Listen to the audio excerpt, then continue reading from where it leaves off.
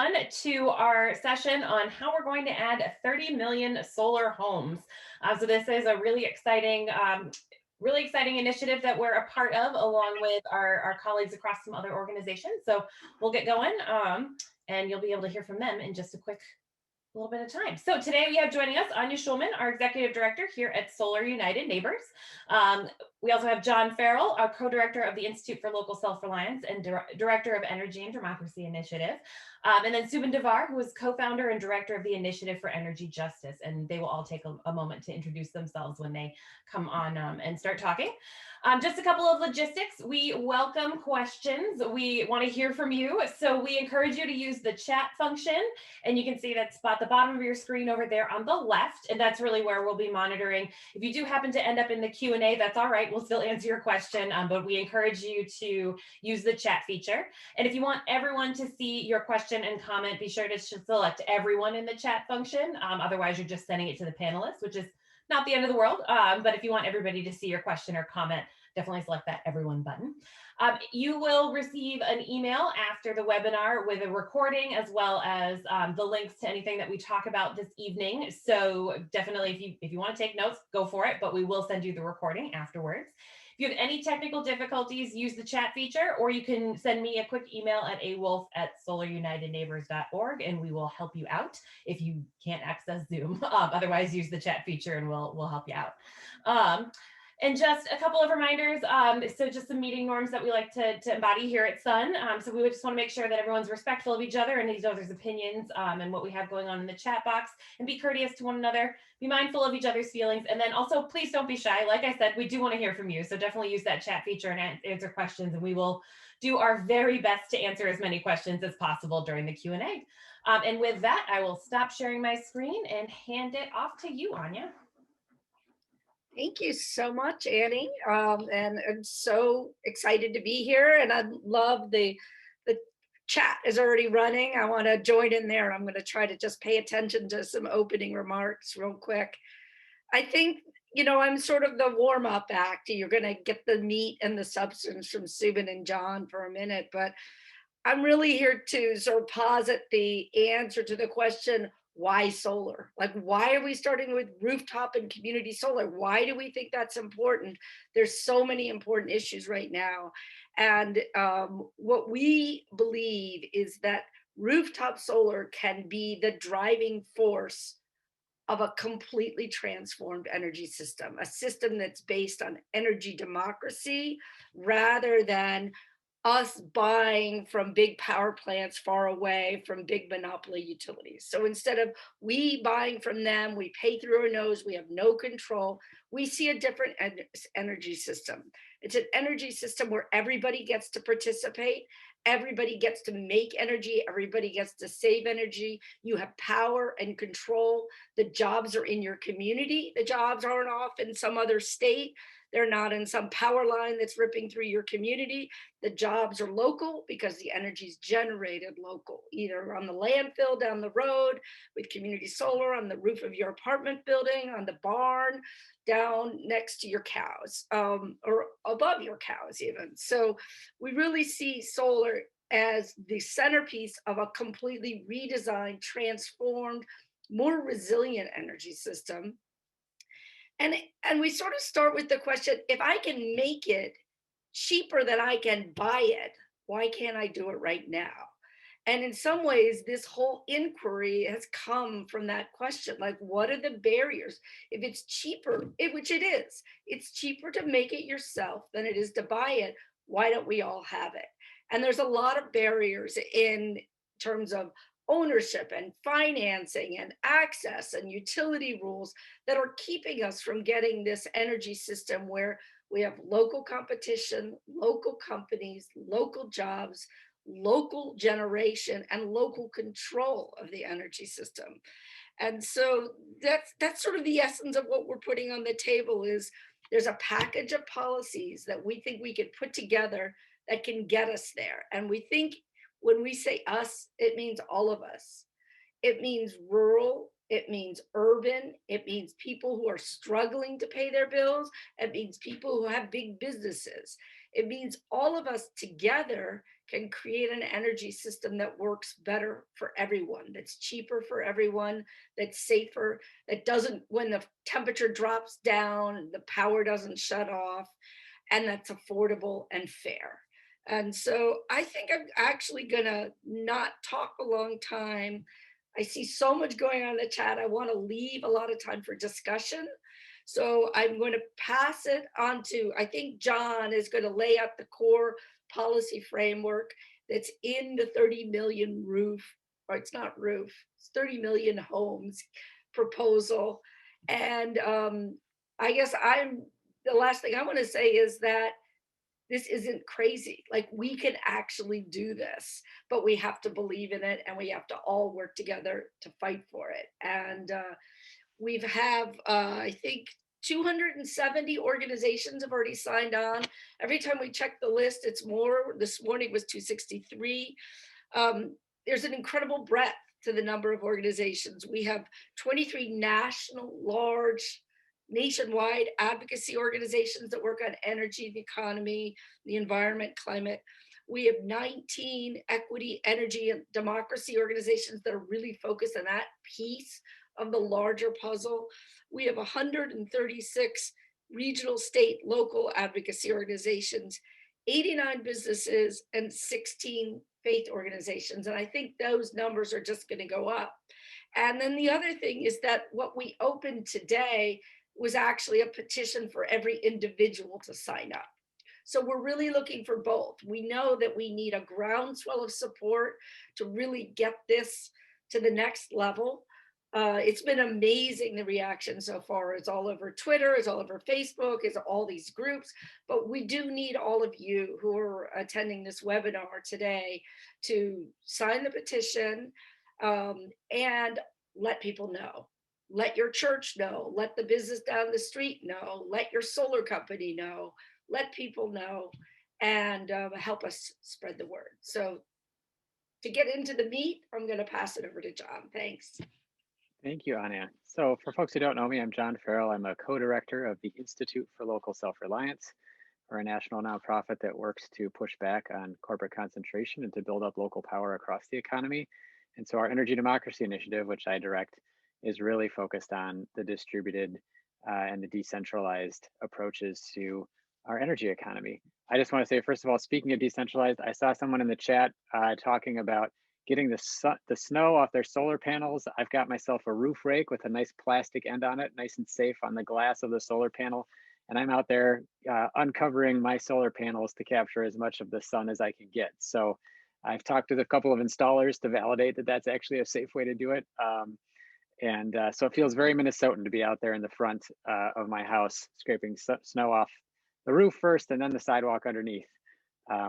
But anyway, I just want to talk broadly about why, as Anya indicated, why we're doing solar, but also why we're doing solar as in this particular time and place. That we are in this, economy that's in an economic recession, that's in a crisis because of COVID. That we're in a climate crisis at the same time that is doing incredible things to our economy. You can just look across the country right now and see the impacts of climate down in Texas and in other places severely affected by the cold weather. And we also have an ongoing crisis of racial inequality. And as someone from Minneapolis, I can attest to personally the impact that that had on my community in the last year as well. And we saw distributed solar as a way that we can really address all of these things. That solar is something that can create a lot of jobs, especially when you do it in a decentralized fashion, when you can do it on rooftops or at community scale and serve people who have not had access to solar. That you can create a lot of jobs in response to this economic crisis and specifically focus on ways that you can help people in marginalized communities who've been left behind get those good jobs. And that we can also address this crisis of racial inequality by making sure that the investments that we make through a federal program focused on 30 million solar homes, focus first on those communities that have been left behind. Some folks have used the term of solar deserts in the way we talk about food deserts where there aren't grocery stores, that we need to make sure that the solar we do through this program is investing in those places that have been left behind first, knowing that in lifting them up, that will lift all of us up in solving these three challenges that we face.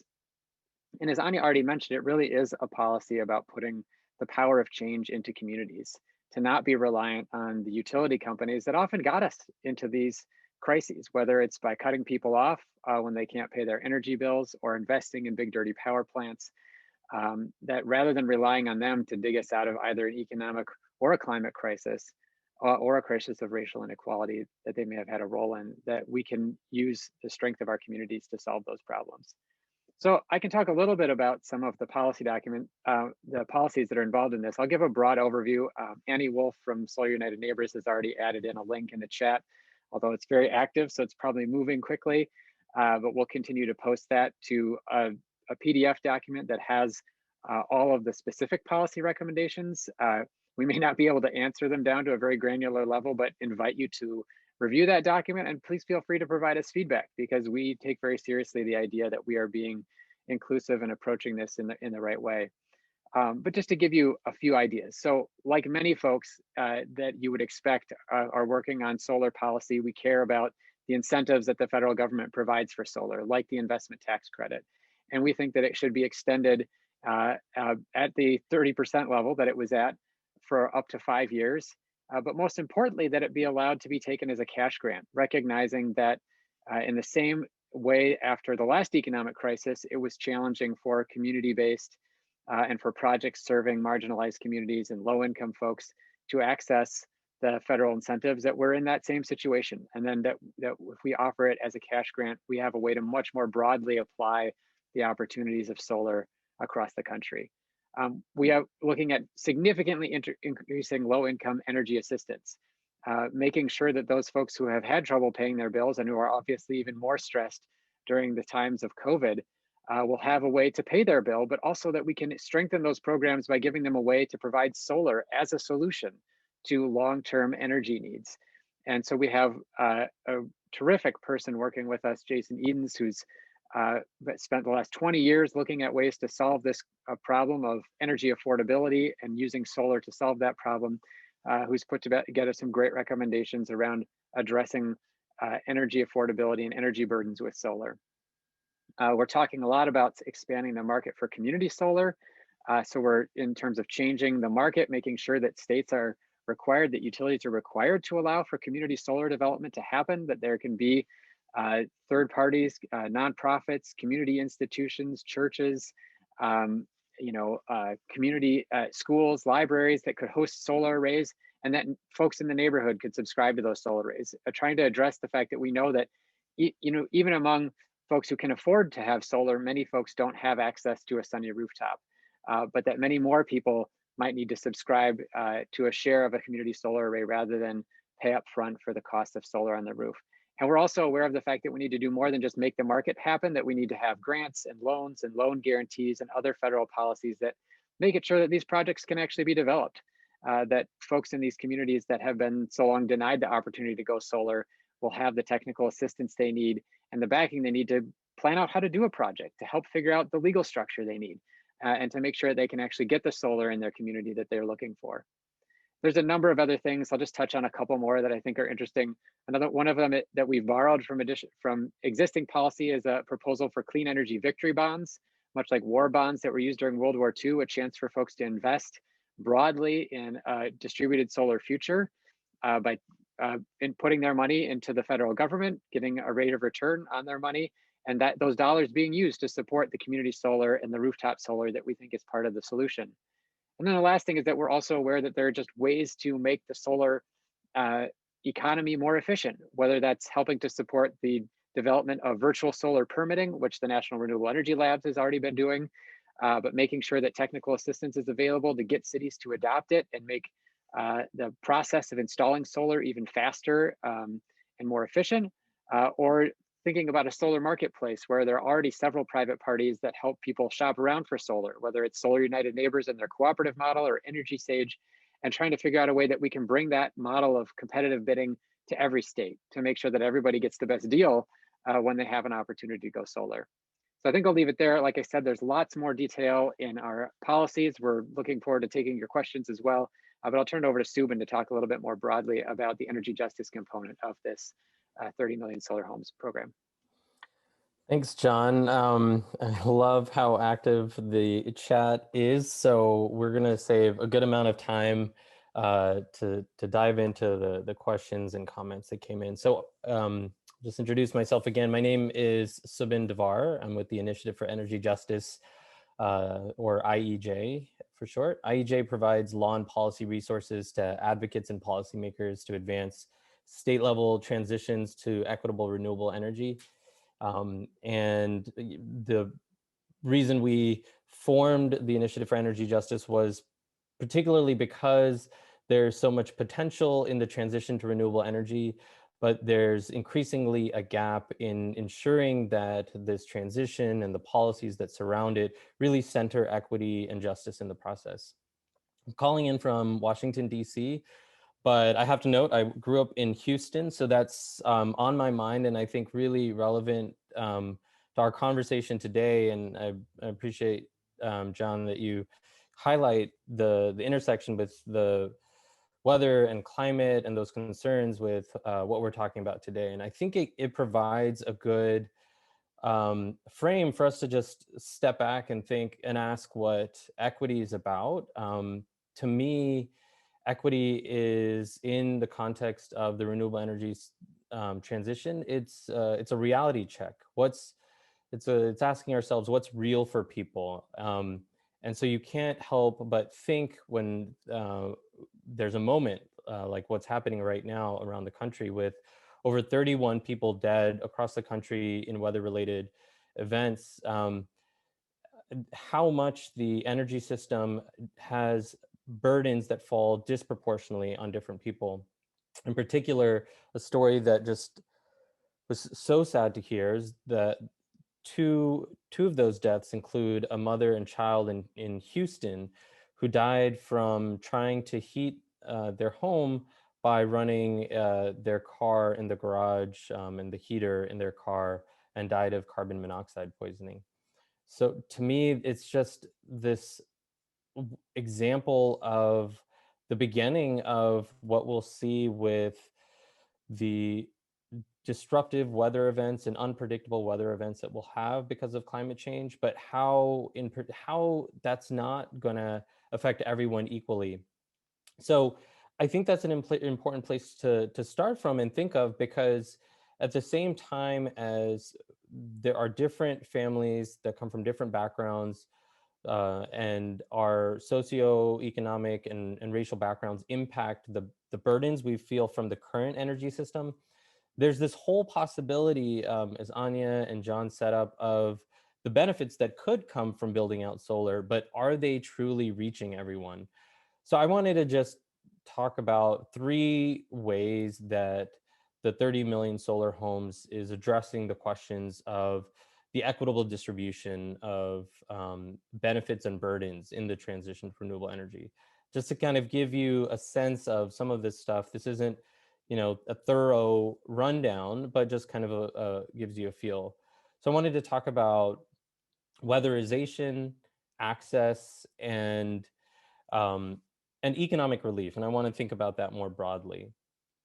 So first, I wanted to just touch on this concept of access to solar, because this is something that I feel like gets thrown around. As long as we can give someone solar on their roof, that's great. That's not what this campaign is about. It's not simply about just being able to say you have solar panels on your roof.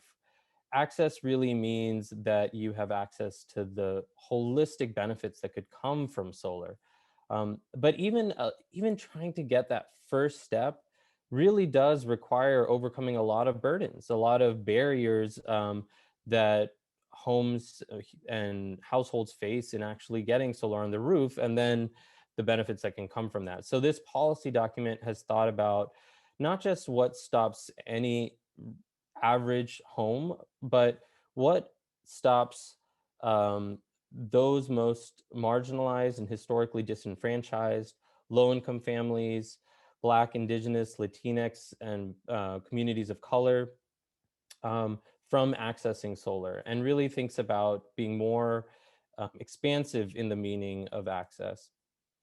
in particular, it starts to get wonky when we think about, well, so then how do we do that? What are the policies that have pushed for solar in the past, and what's not working? I think people have already started mentioning in the chat, for example, the investment tax credit, the way it was designed, it didn't allow people equitable access to it. It didn't provide everyone the same sort of benefit, and it didn't make it easier to go solar for everyone. So there is a number of policies in there. Another one, for example, that relates to access is financing. There's the idea of expanding pay-as-you-save programs. So if you don't have the money up front to pay for energy efficiency upgrades or solar, there should be programs that help you finance over time those initial investments. But the other couple of things I wanted to touch on go even further to what we're facing today. So um, weatherization is something that some people don't think of when they think about putting solar on homes, or when you think about energy efficiency, you think that's something separate from solar. But this campaign and the policy details in that document really try to break the silos between different areas of the energy burdens that communities face. And energy efficiency is one of the first ways that we can address problems that communities face. If you spend a good percentage of your income every month on energy, whether it's cooling in the summer or heating in the winter, then reducing your bills is one of the most significant ways that we can help families month to month.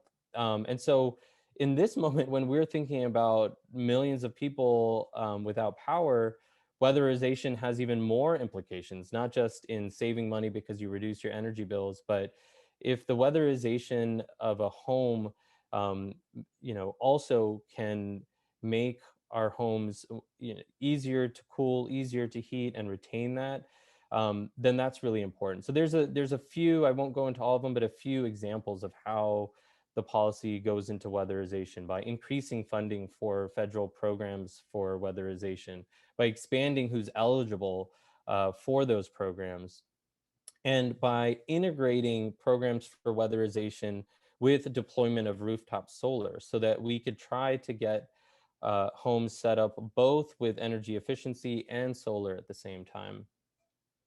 But the last thing I want to talk about is what I think is at the heart of this campaign. It started not as an idea of solar, but as an idea of economic relief and about lasting transformation.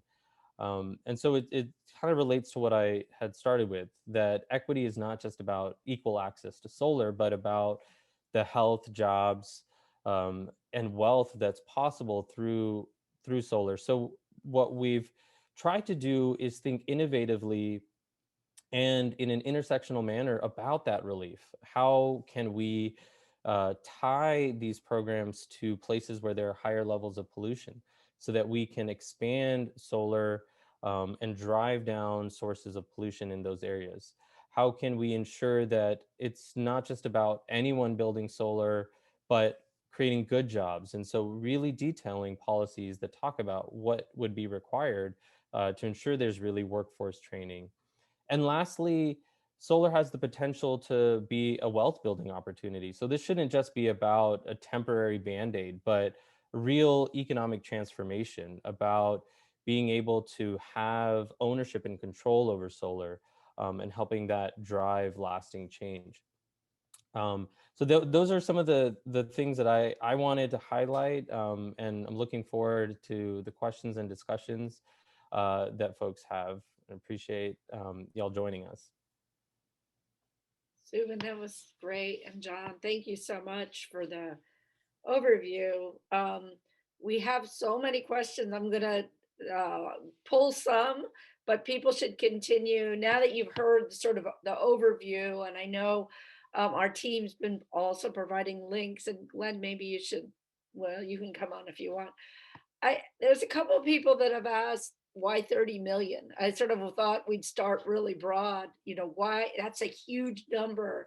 And there's a couple questions about, do we have that? Can we build the jobs for that? Is there enough equipment for that? And what about caps on interconnection, like in states like Michigan, where it's limited to how many systems can actually be connected to the grid? Why 30 million? And are we serious about that number? Heck yeah. Heck yeah. I just want to give you a couple pieces of context that I think are helpful in understanding why we arrived at that figure. One is that there are a couple of places around the world that have already reached a comparable figure. So folks have probably seen in the chat, we've said 30 million is about 1 in 4 US households. And just one illustration is in Hawaii, 1 in 4 Hawaiians already has solar for their household. In fact, it might even be as high as 1 in 3. And in Australia, 1 in 4 Australian homeowners already has solar. And so the idea was, can we pick something that's both ambitious but attainable? And we have examples not only across the world in places where there's good solar resource like we have in the United States, but also within our own country. And surprisingly to many folks, the solar resource in a lot of parts of the United States is in the continental United States is actually better than Hawaii. Their sunlight is filtered through a lot of humidity, as you can imagine, with that kind of tropical climate. And some dry, sunny places in the US get even better sun. The second thing, though, is that there's an acknowledgement that this has to ramp up a little bit. That, if we only have 1 million or 2 million rooftops that already have solar, there are only so many installers and laborers and whatnot that are prepared to do this on day one. But the good news is that we know that the training to get folks involved in solar installation can be done relatively quickly. There are programs that can get someone on a roof installing solar in a matter of a few weeks. There are longer programs then that give them some basic electrical knowledge to be able to do some of the more complicated pieces around wiring. And there are a lot of apprenticeship programs for electricians that can get folks into the pipeline. And that's definitely a piece of the program is that we're focused on is how do we get people into that pipeline? How do we get folks that have often been left out of solar jobs into that pipeline? So we're very cognizant of that element to it. And so there's sort of an acknowledgement in the way that this will roll out that, if it's a 5-year plan or a 7-year plan, it's going to ramp up. So you won't see, 30 million divided by 5, 6 million solar roofs or solar homes in 1 year in the first year, but maybe by the 3rd year, that's where we would be as the industry is able to ramp up for this ambitious goal. Thank you, John. There's a question that is asking for more clarity on how will the policies help people in low income and multifamily buildings get solar, since those buildings are complicated, and also what in the policies help Black owned businesses? And if the answer is I don't know, or we're working on it, that's okay. This is a work in progress, I want to say. So some of it's intention, some of it's already figured out, and some of it we're still grappling with. Happy to answer part of that question, or at least kick it off. The policy mechanisms included do try to address the range of different types of buildings that folks live in, and tries to cover.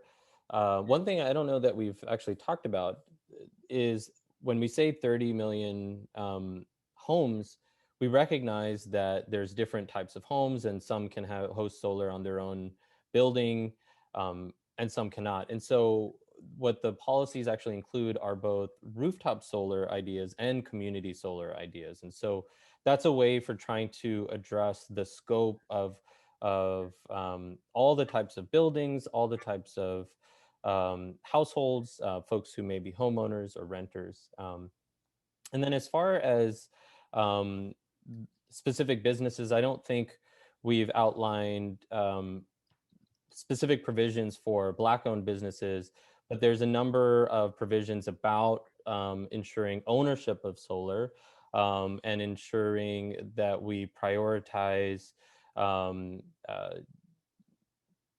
communities of color, businesses that I think we've mostly been thinking about the process of who's involved in solar development, the jobs, the developers, and ensuring that we've got an equitable approach to women and people of color-owned businesses in the build out of the workforce development and the solar jobs and the sort of the industry deployment. I don't know if anyone else wants to add.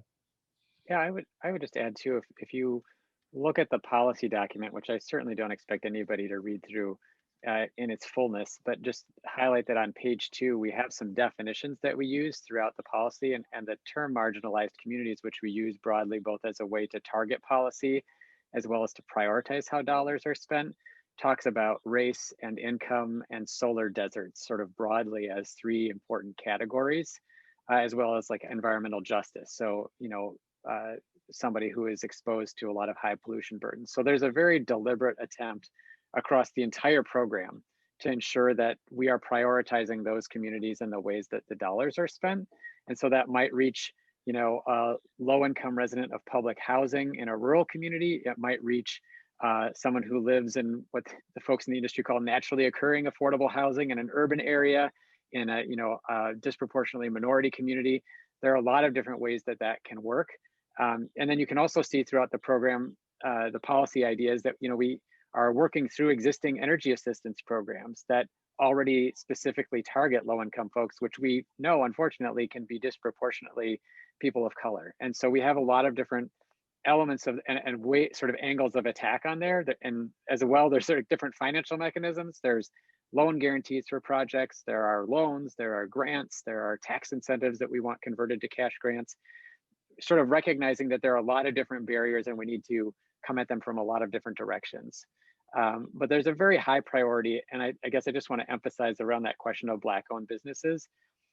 I think the most important thing about that question is that what it highlights is what we recognize is that this should be a wealth building opportunity for communities. This is not just about lowering greenhouse gas emissions or subscribing to a utilities green pricing program and paying more for electricity.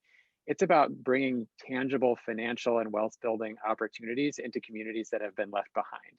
And we definitely see that being, communities of color as customers, communities of color as owners, and communities of color as the businesses that develop the solar. All of those things we think are really important to this. And so we're trying to come at that in a lot of different ways throughout the policies, which you can see in more detail if you want to read on. That's really helpful, John. I had a couple of more narrow focused questions, but I want to make sure we get to some of them. A couple of people have been asking about what are we talking about when we see the cash grant instead of the ITC? What is it that makes that more accessible? What is it? How does it work? And I can answer that one if you want me to, but I can throw it to the crowd too. I'm already wearing my energy nerd hat, so I can go ahead and tackle that one too, if folks aren't tired of hearing from me. I can speak to this from experience. So I participated in the Solar United Neighbors co-op a couple of years ago, in which I got solar on my own roof, and I applied for the tax credit. And the tax credit value was, I have taxable income as someone who earns a wage, and the tax credit was actually more than I owed in taxes. And so, for example, I was able to take the tax credit, but I had to carry it over for a second year in order to reduce my tax liability over 2 years. But it's as a credit, like a child tax credit or something else, it directly lowered my tax bill. Now, what we are very well aware of is that something like half of Americans probably don't have enough tax liability individually, that if they put on an average size solar array of 5 or 6 kilowatts on their home, that they'd be able to capture it all in the number of years that they're allowed to carry it over. So we know that we need a different mechanism. So one way to do that we already use in other government policy, like the earned income tax credit, is to make it refundable, which is to say you just get all of the money whether or not you owe enough taxes to the government to be reduced by a credit. So that's an important piece of it. And then the other one is this notion of a cash grant, which is to say, why have it be focused on tax liability at all? The reason that we have an incentive for solar is because we recognize that the kinds of power sources that it offsets are dirty and polluting and harm our health and environment. And so it doesn't really matter if somebody pays taxes or not if they're helping us solve that problem with solar. So let's instead have it be a cash grant, which means that you don't need to pay taxes. So you could be a nonprofit or a school or a library, and you can do solar, and we'll give you the same incentive that we give to a utility company or a private business.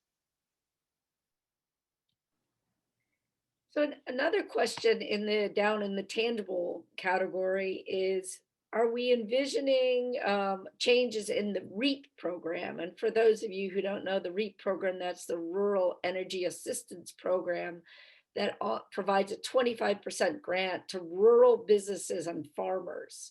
And do we envision this program impacting rural areas? And is there anything in there about the REAP program?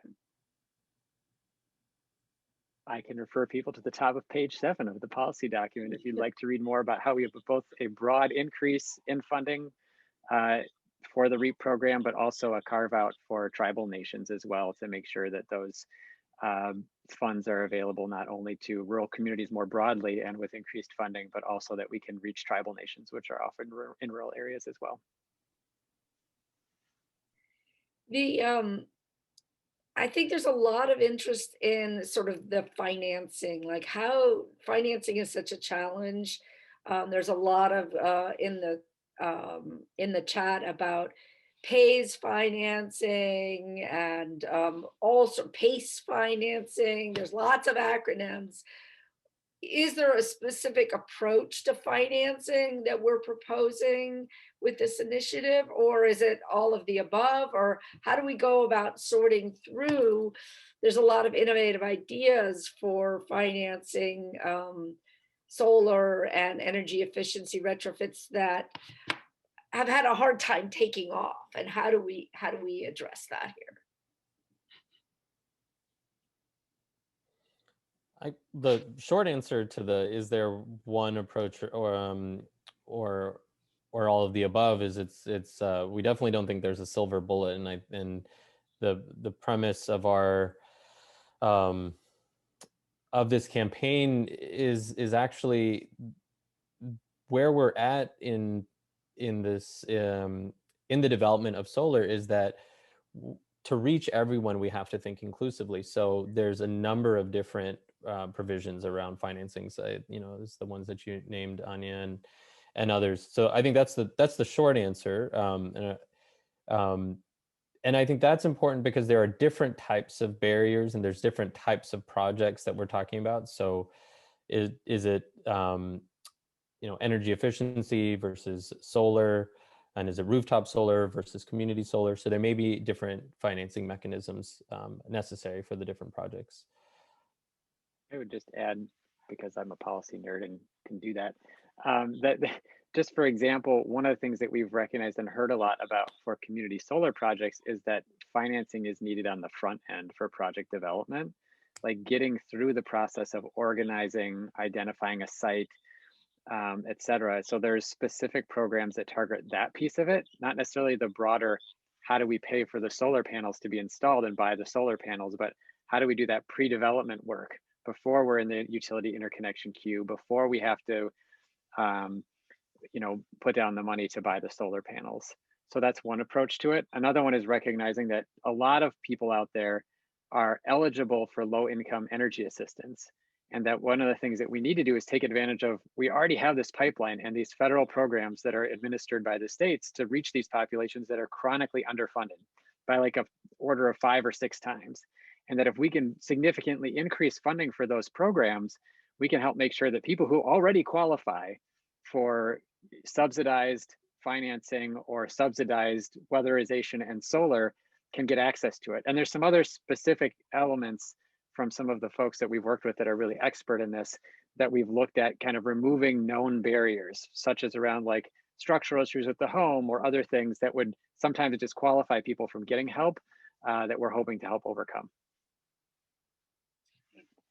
I think maybe this question is for Glenn Brand, who hasn't been introduced, but he's the Vice President for Policy and Advocacy at Solar United Neighbors. And the question is, have you identified anyone in Congress who's been very pro-solar energy or pro-energy decentralization or energy democracy or microgrids? And have we talked to them or their staff about whether such a proposal might get out of Congress? And if you haven't done this, are you thinking about doing it? Or what's the plan? So that's a great question, and we are doing that. We've been consulting with congressional staff, energy staffers, about the process. Now that we have a new administration and a new Congress, I think people are bullish about a lot of different vehicles that may be able to be implemented with clean energy and solar in particular as a part. So whether that's through a big infrastructure bill, which is where a lot of the folks think that the climate bills would go through, or a separate Green New Deal type of bill, or a climate bill, um, it could be attached to a spending bill, a jobs bill. Those are the kinds of things we're talking to folks about. We're also investigating the possibility of having a separate bill, a 30 million solar homes bill. Not that likely there would be a separate vote on such a bill, but that would be a good vehicle to garner more support um, on Capitol Hill and, of course, throughout the country, because everyone like you all on this call would want to be telling your Congress people to be a co-sponsor for such a bill. So that's sort of that's an overview of where we're thinking and the discussions that are taking place right now. And one thing that everybody who's on this webinar today can do is go to 30 million solar homes and sign the petition, because the more people that support it, the more politicians are going to pay attention to it. So that's just for starters. There's a question that I don't know if we've addressed, and it's a hard one, and it's come up in a bunch of different places on this chat thread. And it's about both rural electric co-ops who don't seem very on board with the solar and very often are opposing, and then sort of corporate or sort of state level and utility level restrictions on rooftops solar, where you get a cap of 1% on the number of customers that have solar, and we're talking about 25%. So is there anything in here that really addresses some of the structural barriers to sort of this new energy system?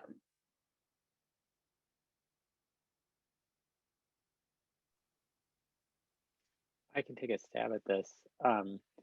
Yeah, we are looking at ways, community solar in particular, at requiring utilities to allow for community solar programs, because we are aware that about 1/3 of states have some sort of policy that allows for community solar, but not universally across all utilities. So that's going to be a really important piece of the puzzle. We're also aware of and identifying policy that can address some of those barriers to individual rooftop solar as well. I think the thing to remember is that in most places, even a 1% cap and hitting that 1% cap would be amazing, given where the solar market is at. So we know that we have some distance to go there. And there's some weeds too about like the structure of those caps and how they work. I think in a lot of cases, what we'd be looking for them to be is sort of a soft cap, which is, we know that there's going to be some policy development and consideration and thoughtfulness that is required as individual solar grows. Because if you take it to extremes and everybody's got their own solar panel, you do have to think about like who covers grid costs. And I know that's a big piece of why rural electric cooperatives can be very skeptical of rooftop solar, is they've got these long lines that connect customers who are very far apart, and they're concerned about, well, who pays for that. The truth is that we kind of know the answer to that already from a lot of studies, that solar customers tend to put more value into the system than they take out. And so it's actually the reverse of what people often expect. So what I would say is some of those things we can't solve directly, but in a lot of the ways that we've designed the program so far, what we're trying to do is help the individuals that are members of those utilities or of those customers of those utilities, and to try to also identify some ways that we can break down those barriers, whether it's limits on how much solar, or the availability of net metering at all, or the availability of community solar.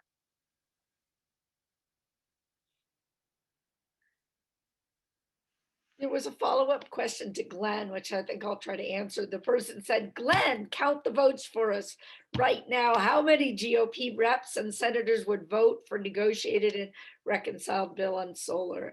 And I think the answer, I'm just going to jump in. You tell me if I'm wrong, Glenn. The answer is we don't think this is, even if there is a standalone bill for the purpose of raising the profile of the issues, we think that pieces of this are going to be pushed and passed as part of all sorts of bills, infrastructure bills, stimulus bills, housing bills, et cetera, agricultural, USDA appropriations, you name it. There's lots of different places. What's most important right now is that people really start seeing the idea differently, that they see the problem differently and they see the solutions differently. So many questions here. I'm a little overwhelmed. I'm going to go back and look unless somebody's got one for me. Jeff says, okay, I get it, Anya. Thanks. That was about the, I don't know, did we really address the issue of rural electric co-ops? Here's a new question.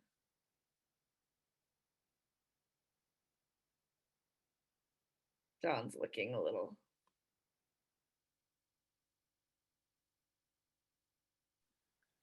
I guess what I would say is that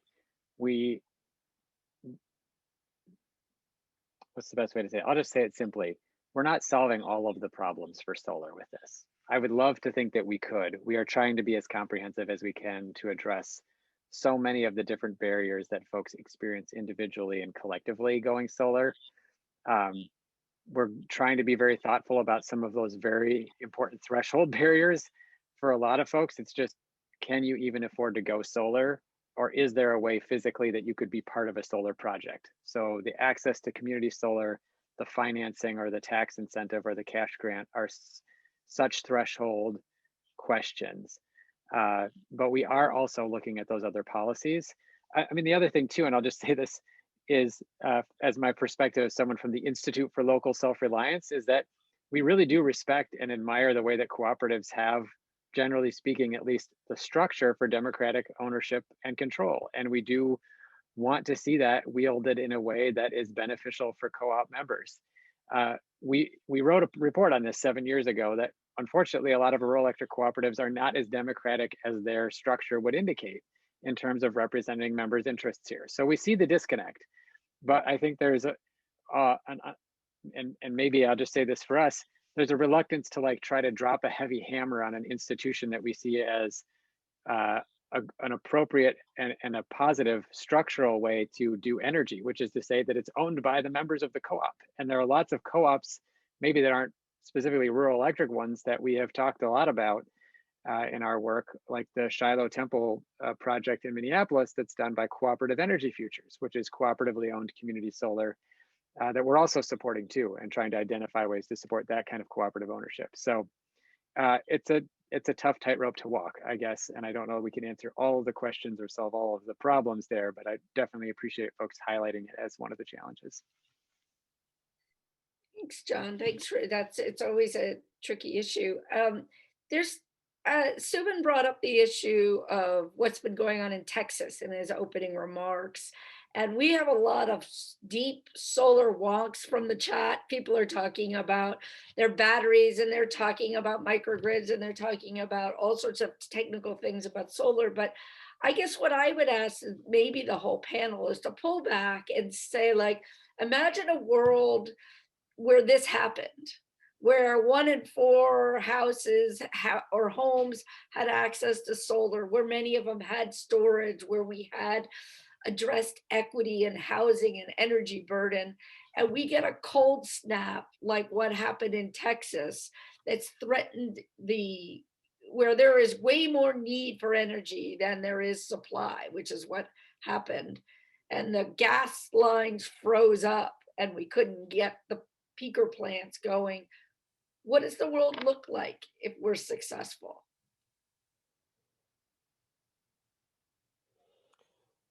I mean, I could share just a piece of that.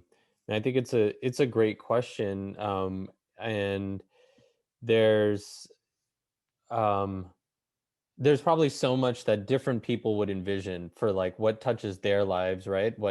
What challenges do they face that they could see solar resolving, and what are the benefits that they really feel like they want out of this transition?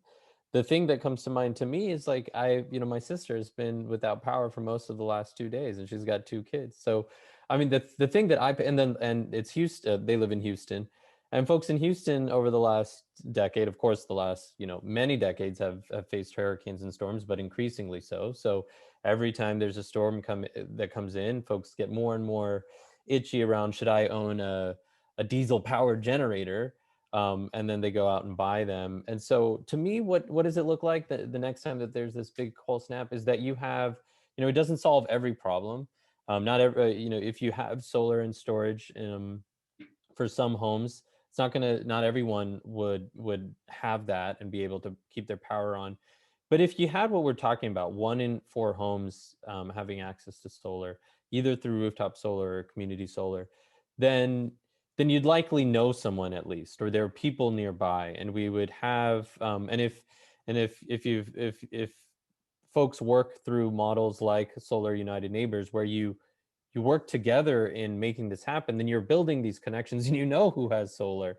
So what I would envision is that my sister wouldn't lose power for 2 days and bundle up near their fireplace in Houston, in the winter. And that for those that don't have some kind of solar and storage backup system, that they're close enough to a community center that we've that the community solar piece of this also sort of ties, as it's possible to have other resilient sites for people to go to. How about you, John? Do you have you want to add to that? Yeah, Or I guess one of the things, just I think Subin put it really well, that um, it can be a mitigating factor to do solar in this way, and it can be a way to connect people through a challenging time. And I'm seeing in the chat, like, and I'm experiencing this myself, right? If it's a winter storm, your solar panels might be covered with snow. They're not necessarily going to be ready to produce lots of energy. But I will say this, like, I go out and I scrape my solar panels with a roof rake. It is like 10 minutes and gets me back up at least somewhat and producing some energy. And I think this is a lesson I learned actually from folks. I had the privilege to go visit Puerto Rico about a year after Hurricane Maria hit, and to talk with folks there about sort of how they wanted to rebuild their grid system. And there was a really strong recognition that the problem with the system they had at the time that the hurricane hit was that uh, it was very reliant on 1 or 2 major transmission lines or major power plants as these points of failure. And what they wanted to see in the future was a way to distribute the risk of what they had of the system, so that in the case that there was a disaster, that there would be these potential sort of islands of resilience all across their communities. And I think the other thing that I'm reminded of, I think that's important, is that folks will talk about like, oh, well, you can't produce solar during a hurricane or a winter storm, and that might be true for a day or two, but then stuff starts to slough off the panels, or the clouds move on, and the solar is there faster often than other kinds of assistance, like diesel fuel deliveries for generators, which will be slammed, or the natural gas network maybe hasn't caught up yet because they need it for power production and for heating homes. And so every little bit's going to help. But also, and I guess the last thing I'd say is that part of this program, a huge part of this program, is delivering weatherization and energy efficiency as part of the delivery of solar. And so one of the things that's impacting Texas in so many different places during these climate emergencies is that demand spikes for some reason, for some externally imposed reason, like a hot spell or a cold spell. And if the more that we have managed our energy use ahead of time, the better off we are. So what I see us being able to do is to make us better prepared for what's going to come in the future. Whether we can actually solve the problem and prevent an outage, I wouldn't go so far as to say that. But I think that people will also recover faster. And that I think is also really important, is that whether it's from COVID and the way that it's disproportionately hit communities of color and frontline workers, or it's a winter storm and where the outages have been. We've already seen reporting about this. I think that resiliency piece is also really important in how a community can recover. And I think that's where something like distributed solar really has its strength, because it tends not to get knocked out permanently. It might be down for a little while, but then it's there again, and you have this local source, and you're not reliant on somebody outside your community to come and save you. There's a bunch of questions on here about wealth building. And I think I'm going to field the question first and then invite either Subin or John to jump in. And the bunch of the comments are, you go solar, you save some money, but it's not really about wealth building. And I think that what we mean in the larger sense about wealth building is having thousands of companies, independently owned, small companies, large companies, providing energy, as opposed to just one big utility where all the profits go to shareholders, right, to go to Wall Street. So it's really a different vision of competition and multiple companies in the marketplace, all providing a resource, rather than it just being we're the cash cow for Exelon and they just get 12% off of every expenditure, every billion of dollars, they get 12%. So on that level, wealth building is about all these small companies and large companies that can develop to serve this. And that the beauty of rooftop solar and community solar is that those companies have to be everywhere, not just in the energy producing states. It has to be in the community. So it gets to a breadth and diversity of companies as well as a plentitude of companies. But I'm wondering, did I answer that right? Did I answer that enough? Or is there a whole other aspect of wealth building that you're thinking about in terms of solar being an asset and things like that? Maybe either of you guys, any of you guys. Yeah, I think in part, I think that is a big, I think the answer that you shared is a big part of what is this system? How much money are we pumping into this system, either as customers or via the government, and who's really seeing that? I mean, I think that's pretty big. But the other is like, are we devising systems where solar continues to be similarly this sort of subscription model of you versus something that you own and control, and even if the ownership of a solar asset is not a huge wealth asset, it is something, and I think that can increasingly mean that can mean a lot to folks that have that are struggling with every recession, having their wealth disappear, and so I think it's a bit of both of those aspects, the business as a whole, and for some homes, the individual solar asset itself. I think I would just add to sort of layer this, that you have asset ownership is one thing. In some ways, I feel like that's almost more of an emotional thing. Like this idea, it's sort of like that phrase, no one ever washes a rented car, right? Like you want something in the same way that people want to own a home, as a place that is yours. And there's lots of evidence that solar, like, it's a tool that can actually help with housing affordability, right? Because it cuts the cost of participating in that. And so I think there is an element of that. So yes, it's a financial savings kind of thing. I think there's this attachment to ownership, but I'm really excited.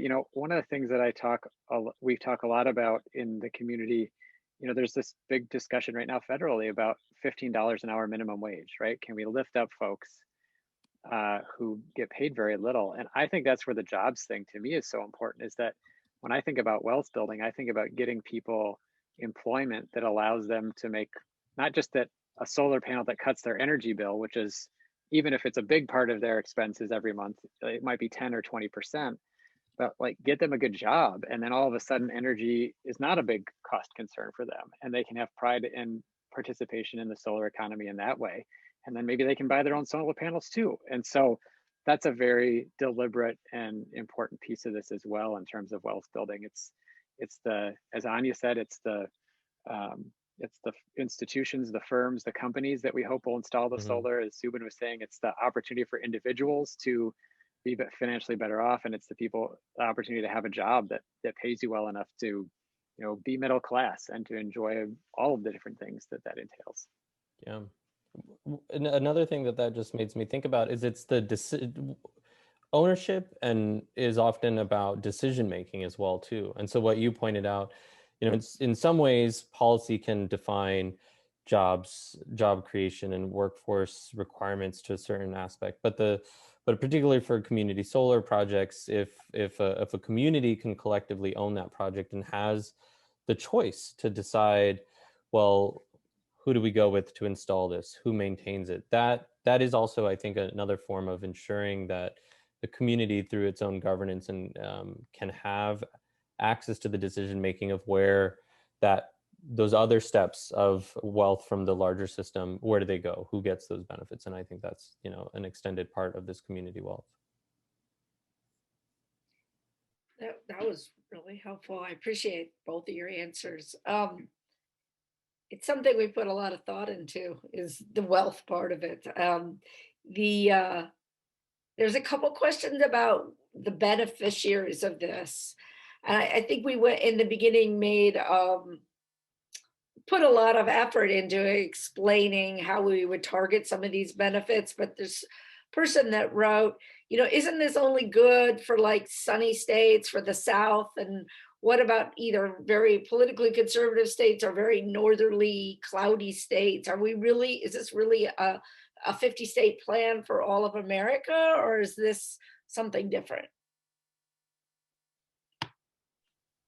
Well, I'm living here in Minnesota, scraping snow off my solar panels and getting a pretty good return. So I think solar can be for everywhere, and for everyone. I mean, that's really what this is all about, is giving everybody that opportunity. And that's, I mean, we always have to be candid about what solar can and can't do. Like, my production in December in Minnesota is a lot lower than it is in July. But I'm not the power company. I'm not trying to supply all of the electricity you need all year long.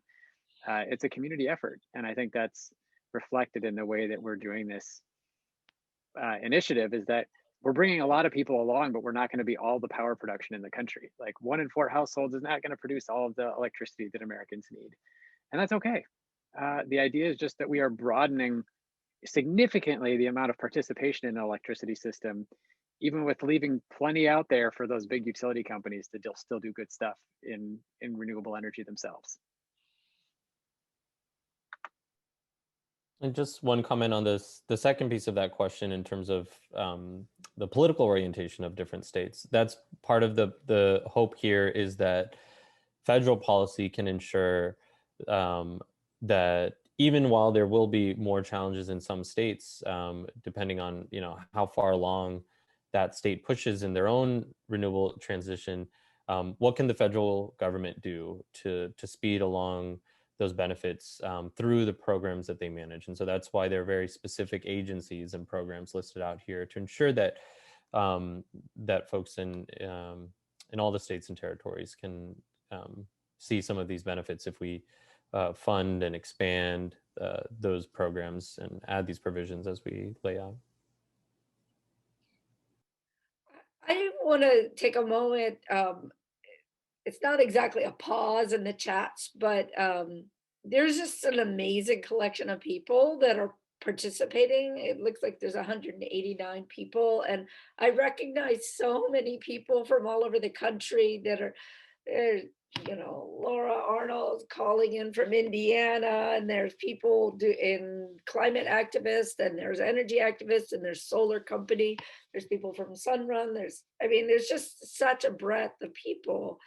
And there's a lot of amazing suggestions in the chats too, like could we start a job training? Can we help people start projects in their community? And I guess I wanted to say that we're doing as much as we can, but that all of you all are doing so much, and that this is the thing about a democratic energy movement, is that it takes democratic participation, and it takes literally, everybody acting on their piece of it.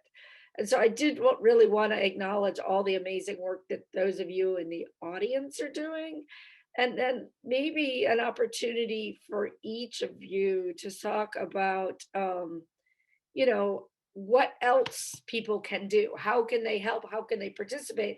And I think obviously the answer is as varied as the number of people on this webinar, but maybe each of you could just give out some of your ideas of what's next and what people could do to make a difference. And if anybody wants examples, the examples that are rolling through the chat are amazing. Does somebody want to go first? I mean, I was thinking that like the variety of answers in the chat sort of relate to, and the different questions that come up kind of relate to how there's not one answer to the different challenges people face depending on where they live and their home. And so, yeah, I think one of the things that just came to mind is the power of networks and communities that are working together, either for their own rooftop solar or for community solar. They're a place to have this collective conversation about the challenges, like the stuff about solar rake. I mean, who do you, if you didn't have John on a webinar, who's the other buddy that you have to ask those kind of questions? And so, I mean, I think, that's one of the things that I would see as the communal aspect of what if we're talking about 30 million solar homes. I mean, that's just a lot of people in a new movement, and a lot of potential friends, and place for community and collectively trying to address some of the different challenges that different folks will face. Thanks, Subin. John, did you want to? I think he said it pretty well. How about you, Glenn? I think you have some. Well, I have some very specific things that to ask people to do, of course. One is to sign the petition at 30millionsolarhomes.org. As an individual, we, of course, want to get 5,000 people as quickly as possible. The petition, we launched that petition today. If you're affiliated with an organization, please encourage that organization to, no matter what kind of organization it is, to sign the letter to Congress, the organizational letter, which is also on the Become a Partner link at 30millionsolarhomes.org. And then I would also encourage everyone to talk to their, of course, nowadays through COVID, we have to do this electronically or through the telephone, but to connect with your congressional representatives and let them know about it. Say that you're excited about this idea. Share the link, share the policies. Say we want to make the 30 million solar homes recovery plan a part of what we're doing to recover from COVID, for example. That the jobs are real, the benefits are important. So no matter where you're coming from, if you're a solar homeowner or you belong to an organization that cares about climate, or it's your business, that's the story to tell here, and to use the 30 million solar homes policy package to get before your representative. And I'll just do a little plug on this. If you need support for doing that, we are holding a how to lobby from your couch kind of training, a skills training next week. And you can find out information on the 30 million solar homes, and we'll be sending out an email with the link as well. And then, you'll pick up some of the skills if you don't have experience doing this kind of thing. And nowadays it's a little different because you can't meet with people in person. But it can be incredibly effective. So those are the immediate things that I think everyone can do. They're sort of the easy things, and we should be doing them. Thanks, Glenn. I just saw a note from my dear friend, Rabbi Arthur Wasco in Pennsylvania, in Philadelphia. And he says, convince your congregation, if you're a member of a congregation, to join the initiative. then you're building a community of communities. So I wanted to shout out to him and welcome him. And of course, there's lots of other things. I've seen some postings on here for amazing solar job training. If you want to get into the industry, get into the industry. If you want to put it on your own roof, put it on your own roof. If you want to engage in projects for low income solar, we're starting to sprout those up all over the country. We have crowdfunding campaigns for low income solar. We just finished our 10th install in Indianapolis of solar for low income, and we're getting ready to launch a low income solar project for Duluth. We got a call the other day. There's a food bank in Ohio that's looking for help going solar. So you can put it on your own roof. You could work on your condo. I've seen about 20, 30 things about their HOAs and the condos. You could fight your condo. We've got some deep expertise on this call of people that have fought their condo. But you can also help somebody in your community do it. And so there's really no shortage of ways. And you can also get educated about the energy rules in your state that are preventing people from going solar.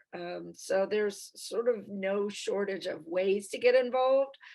Sun would like to help you, but we are just not the only ones. There's just so many other groups and so many other opportunities. So I'm going to let everybody I'm going to finish up. I'm going to make a closing remark, but I'm going to let each of you make a closing remark if you want, and then we'll close down. I'm going to just close by thanking such an amazing group of people from joining us tonight, and from thanking our amazing panel. As you guys can tell, these guys and our larger team are the ones that have really done the deep dive into the policy. And I'm the cheerleader, and I'm so excited about the work and the depth and the rigor and the consultation process that you guys ran to get insight and input to get to this point. And you can just really see how much work you put into developing the policy, because the reaction has been so overwhelmingly positive, but also so overwhelmingly broad. I mean, we didn't just get, for example, low-income energy advocates or people from frontline communities and just transition states or solar companies or churches. We got everybody. We got everybody across the political spectrum, every kind of person, because there's just some fundamental common sense at play here.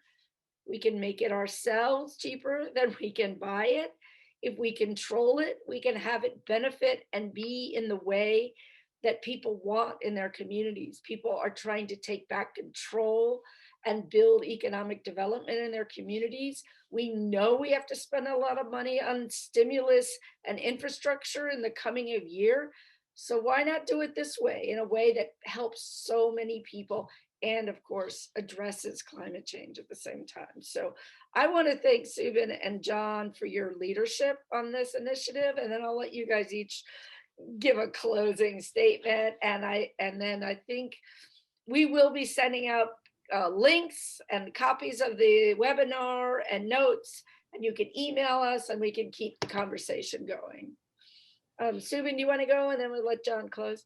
Yeah, thank you. I just want, well, I appreciate you. I think you're being way too humble about about your role in all of this, and so I appreciate you, Anya, and everyone on the team. I wanted to also lift up, like you mentioned, all the other voices. I think this webinar, the questions in the chat, kind of demonstrate the power of energy democracy. You know, the getting to even think about energy in this way feels so different for so many people who've never gotten to really think about, like, where's the power coming from? What problems can it solve? What benefits can it drive? And that feels so different. This conversation feels so different than if we just have a company to sign up for, the power comes from somewhere. All we do is turn the lights off and on, and we don't really interact with a lot of the decisions about the harms or the benefits of that whole system.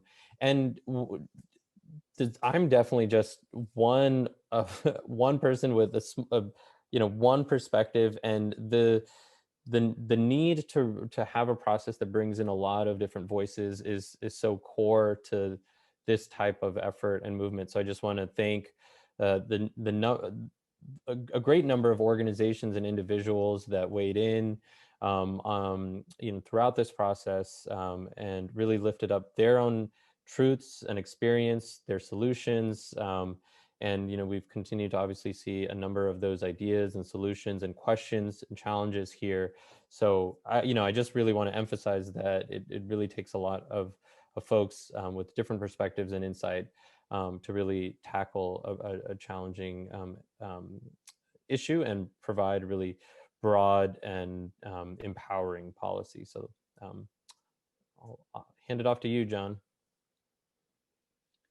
I mean, for me, I just am so grateful to see the level of interest and engagement and excitement about this.